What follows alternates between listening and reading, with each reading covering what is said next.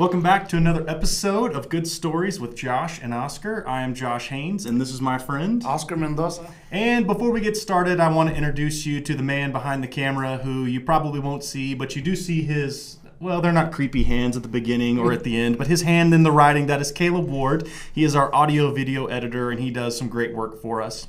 Yes, As always, we are here to tell you good and wholesome stories, and for no other reason except to boost your spirits and help you have a better day. And so, Oscar, with that said, give us our first one. My first story takes us with graduation that's been happening all around the last couple of months. I figured this graduation story about Devarius Peters, who was getting ready to graduate. So imagine all your whole life and you're getting ready to graduate from high school, and you find out that the black and white soled shoes that you're wearing are not allowed, not in the dress code, so they're not going to allow you to get your diploma. Oh. So what ends up happening, he sees a para-educator for the school named John Butler and approaches him hoping that maybe he could convince the lady to allow him to get in. When that does fail, he did the only thing that any decent human being would do and basically swapped out his size 11 loafers for Devarius's size 9 tennis shoes. Of course, the student was not surprised. He said that that's something that's in his character for Mr. Butler to do. And as the saying goes, a truly generous man will give the shirt off his back to someone in need. Of course, in this case, his shoes. Yeah, absolutely. The first story that I want to give you is actually about a sheriff's deputy from Virginia named Jay Holt. He received a call about a car crash where an automobile had been flipped over and there was a person trapped. So he arrives on the scene, and when he opens his door, he hears the unthinkable, a child screaming from the car. And so he sprints to this car and comes upon this traumatic scene where this child is actually sitting unbuckled on the roof part, but his mother, somehow in the car crash, the sunroof had been broken and she was thrown through the sunroof and pinned in the car, partially in the car and partially under the sunroof on the outside. And so Jay Holt, with the boy screaming, gets the boy out of the car, and he begins to try to help her get out until finally adrenaline kicks in, and this man literally rocks this car onto his back and steps under it and pushes it all the way up to help this lady get out from underneath it. I mean, a true like Green Hulk type moment. Absolutely incredible. Yeah, and what's crazy about this story, and I love this story, but what's crazy about this story is this guy had just received the year previous in 2020 another award for having saved 2 people from a burning building. Wow. I mean, this guy is willing to do anything to save anyone, and he is in the right place at the right time, or I guess maybe he thinks he's in the wrong place at the wrong time. Maybe. But whatever he's doing, he is definitely caring for people. Yeah, well, definitely kudos to him for what he did there and the previous one, but also thanks to all your family and friends that are currently police officers. Absolutely.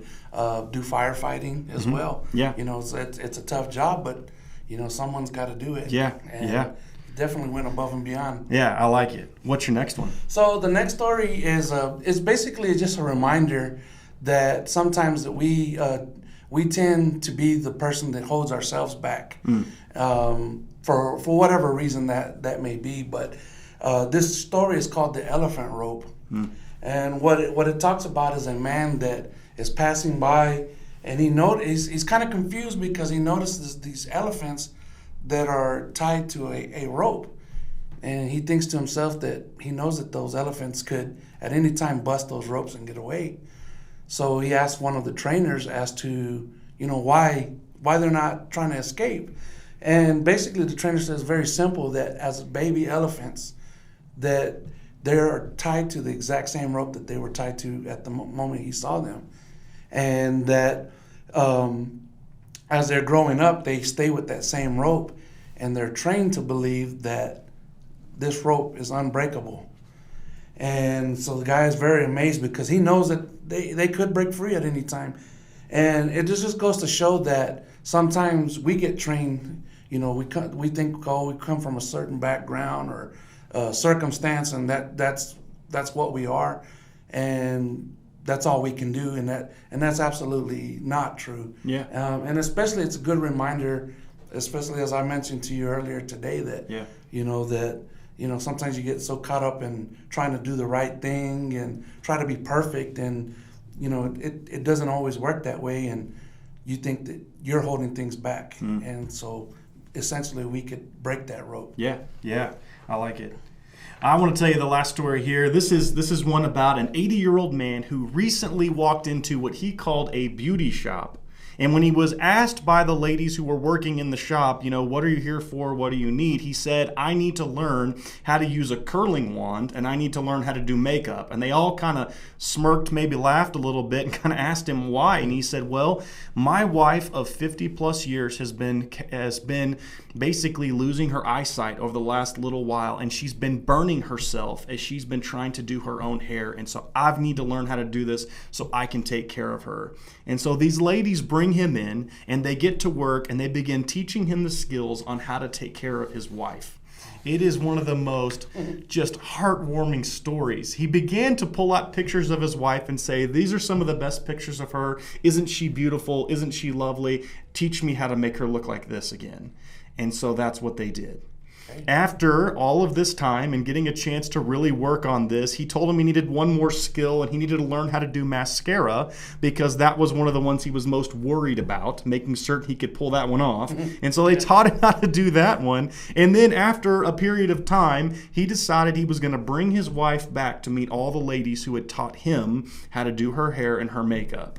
And I don't think we'd be shocked, but the ladies in the store were very impressed at all of the great work he'd been able to do and the ways he had gotten a chance to take care of her.